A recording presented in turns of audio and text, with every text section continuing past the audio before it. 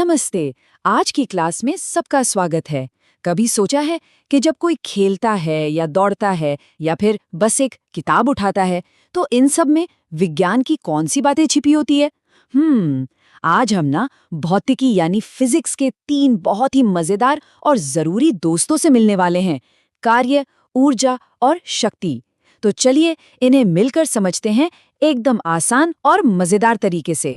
तो चलिए एक सवाल से शुरुआत करते हैं। एक ऐसा सवाल जो शायद हम सबके मन में कभी ना कभी आया होगा। मान लीजिए कोई अपने इम्तिहान के लिए पूरे दिन बहुत मेहनत से पढ़ाई कर रहा है, तो क्या विज्ञान की नज़र में भी इसे कार्य माना जाएगा? सोचने वाली बात है ना? देखिए, हम अपनी रोज की बातचीत में ना बहुत सी चीजों को काम या कार्य कहते हैं, जैसा कि इस टेबल में दिख रहा है। किसान का खेत जोतना, किसी का पढ़ना या किसी चित्रकार का चित्र बनाना, ये सब हमारे लिए तो काम ही है। लेकिन विज्ञान की दुनिया थोड़ी सी अलग है। वहाँ कार्य का एक बहुत ही खास, एक बहुत ही पक्का मतलब होता है। चलिए इसी राज को समझते हैं। तो आज हम क्या क्या करने वाले हैं? पहले तो हम रोज के काम और विज्ञान के काम का फर्क जानेंगे। फिर समझने की ये कि ये कार्य असल में होता क्या है। उसके बाद मिलेंगे ऊर्जा और शक्ति से। और हाँ, आखिर में हम सब कुछ दोहराएंगे ताकि सब अच्छे से याद हो जाए। तो तैयार हैं सब? चलिए शुरू करते हैं। चलिए हमारे पहले पड़ाव पर चलते हैं, रोज का काम और विज्ञान का काम। देखते हैं कि इन दोनों में आखिर फर्क क्या है। तो विज्ञान में कार्य होने की ना 2 शर्तें हैं। इन्हें अच्छे से याद रखिएगा। पहली शर्त है कि कोई बल लगना चाहिए, मतलब कोई धक्का या खिंचाव। और दूसरी, जो कि बहुत जरूरी है, वो ये है कि उस बल के कारण चीज अपनी जगह से हिले, जिसे हम विस्थापन कहते हैं। अगर इन दोनों में से एक भी चीज नहीं हुई तो विज्ञान कहेगा कि भाई कोई कार्य नहीं हुआ। बहुत बढ़िया। अब जब हम नियम समझ गए हैं तो चलिए कार्य को और करीब से जानते हैं कि भाई इसे नापते कैसे हैं। इसका एक बहुत ही आसान सा फॉर्मूला है। किया गया कार्य पता करने के लिए हम बस 2 चीजों को गुणा कर देते हैं। पहला है बल, यानी कितनी ताकत लगाई गई, और दूसरा है विस्थापन, मतलब वो चीज कितनी दूर तक खिसकी। तो कार्य बराबर है बल गुणा विस्थापन। कितना आसान है ना? ये सबसे जरूरी बात है, इसे हमेशा याद रखना है। अगर कोई चीज अपनी जगह से जरा सी भी नहीं हिली, मतलब उसका विस्थापन 0 है, 0 है। और गणित में हम जानते हैं कि किसी भी नंबर को 0 से गुणा करने पर जवाब क्या आता है? 0। इसीलिए कोई कार्य नहीं हुआ। अच्छा, अब इस बारे में सोचिए जरा। मान लीजिए कोई पूरी ताकत से एक दीवार को धक्का दे रहा है, पसीना पसीना हो गया, थक गया, फिर भी भौतिकी यानी फिजिक्स क्यों कहती है कि उसने 0 कार्य किया? इसका जवाब तो अब हम सब जानते हैं, है ना? क्योंकि दीवार अपनी जगह से भाई 1 इंच भी नहीं हिली। बल तो जरूर लगा, पर विस्थापन यानी डिस्प्लेसमेंट वो तो 0 था। और हमारा नियम क्या कहता है कि अगर विस्थापन 0 है तो कार्य भी 0 ही होगा। मतलब सारी मेहनत के बावजूद विज्ञान की नज़र में दीवार पर कोई कार्य नहीं हुआ। अब बात समझ में आई? तो भाई कार्य करने के लिए हमें किसी चीज की जरूरत होती है ना? ताकत चाहिए होती है। विज्ञान में इसी ताकत या इसी क्षमता को हम ऊर्जा कहते हैं। तो चलिए अब ऊर्जा की दुनिया में चलते हैं। ऊर्जा भी ना कई तरह की होती है। आज हम मिलेंगे गतिज ऊर्जा से। इसका नाम ही सब कुछ बता देता है।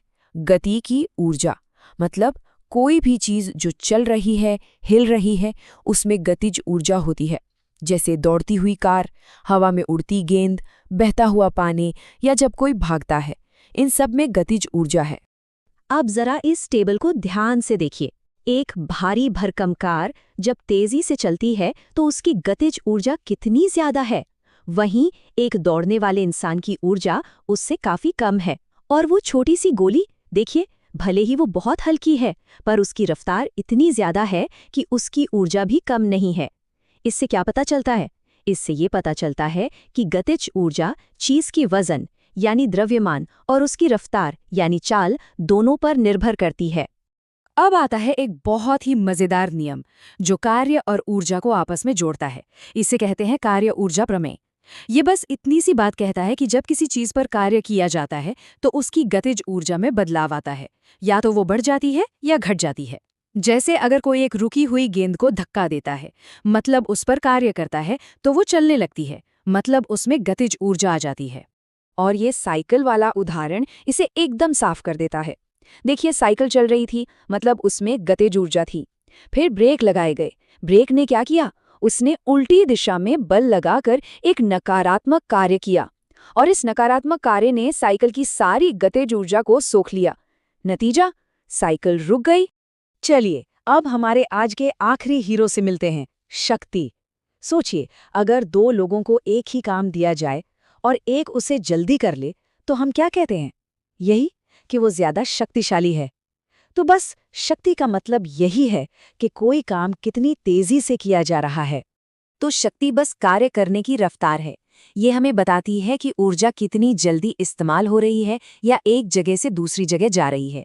अगर कोई एक ही काम को करने में कम समय लेता है, तो इसका सीधा सा मतलब है कि उसकी शक्ति ज्यादा है। इसका फॉर्मूला भी बहुत ही सीधा साधा है। शक्ति पता करने के लिए हम किए गए कार्य को उसमें लगे समय से भाग दे देते हैं, मतलब डिवाइड कर देते हैं। तो शक्ति बराबर कार्य बटा समय, और इसे हम वॉट में नापते हैं।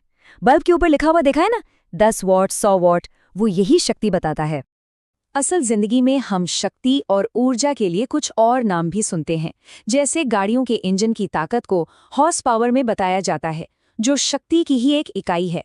और हमारे घर के बिजली के बिल पर किलोवाट घंटा या kWh लिखा होता है। यहाँ थोड़ी उलझन हो सकती है, पर याद रखिए कि किलोवाट घंटा ऊर्जा की इकाई है, शक्ति की नहीं। ये बताता है कि कुल कितनी बिजली इस्तेमाल हुई। बहुत अच्छे, हमने आज 3 जरूरी दोस्तों को जान लिया है। तो चलिए, एक बार जल्दी से सब कुछ याद कर लेते हैं कि हमने क्या क्या सीखा। तो आज की मुख्य बातें ये हैं। कार्य तब होता है जब बल लगाने से कोई चीज हिलती है। ऊर्जा वो क्षमता है जिससे हम कार्य कर पाते हैं। गतिज ऊर्जा चलती हुई चीजों की ऊर्जा है। कार्य ऊर्जा प्रमेय हमें बताता है कि कार्य करने से ऊर्जा में बदलाव आता है। और आखिर में शक्ति। शक्ति ये बताती है कि कार्य कितनी तेजी से हो रहा है।